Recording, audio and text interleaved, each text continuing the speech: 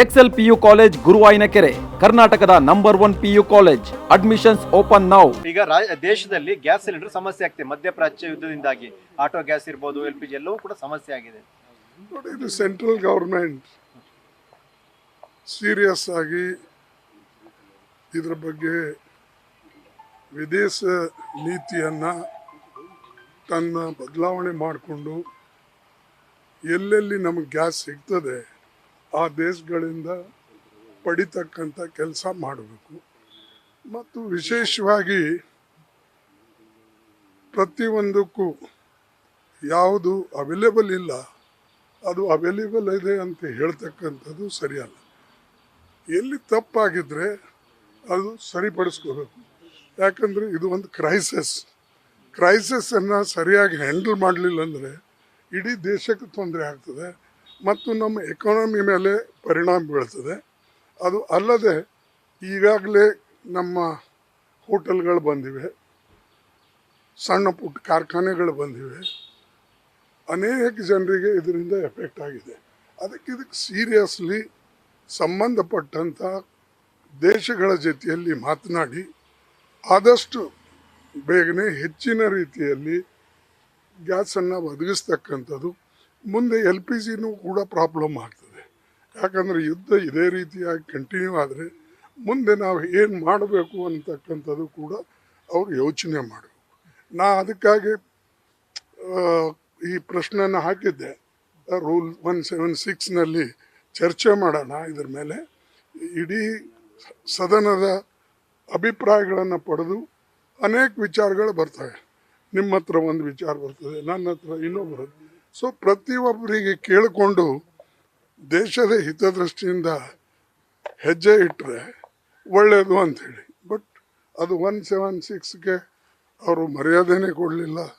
ನಾ 2 ಸಲ ಅದನ್ನು ರಾಜ್ಯಸಭೆಯಲ್ಲಿ ಹತ್ತದೆ, ಬೇರೆಯವರು ನನಗೆ ಸಪೋರ್ಟ್ ಮಾಡಿದ್ರು.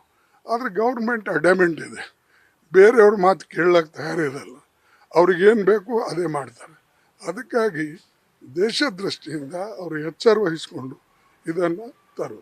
ಸರ್, ಪಂಚರಾಜ್ಯ ಚುನಾವಣೆ ವಿಚಾರ ಸರ್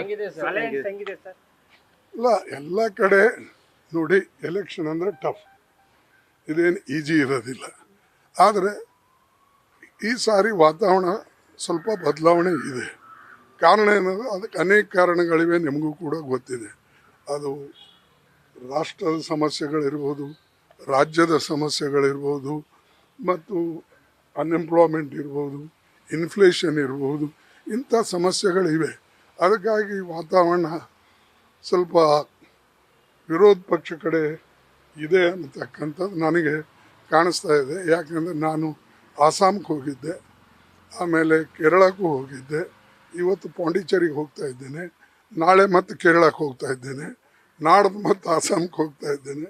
ಆದಷ್ಟು ಜನ ಈಗ ಎದ್ದು ಹೊರಗಡೆ ಬರ್ತಾ ಇದ್ದಾರೆ. ಸರ್, ವಿರೋಧ ಪಕ್ಷಗಳನ್ನ ವಿಶ್ವಾಸಕ್ಕೆ ತಗೊಂತಿದ್ದಾರೆ ಸರ್ ಕೇಂದ್ರ ಸರ್ಕಾರ. ಸರ್, ಅಂದ್ರೆ ಈಗ ಹೇಳ್ದಲ್ರಿ, ನಾನು ನಿಮಗೆ ರೂಲ್ನು ಕೋಟ್ ಮಾಡಿ ಹೇಳಿದೆ.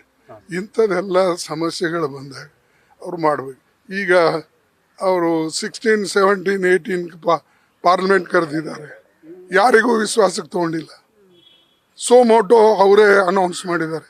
ಇದರ ಅರ್ಥ ಏನಂದರೆ ಜಿಸ್ಕಿ ಲಾಟಿ ಉಸ್ಕಿ ಭೈನ್ಸ್ ಅಂತ ಹೇಳ್ತಾರೆ.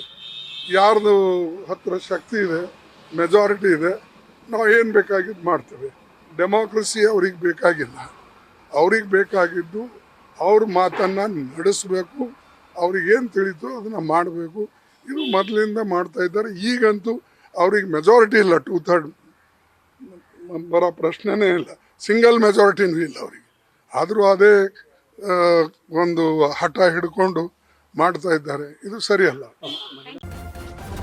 ನ್ಯೂಸ್ ಫಸ್ಟ್, ನಿರ್ಭೀತಿಯಿಂದ ನಿಮ್ಮ ಪರವಾಗಿ.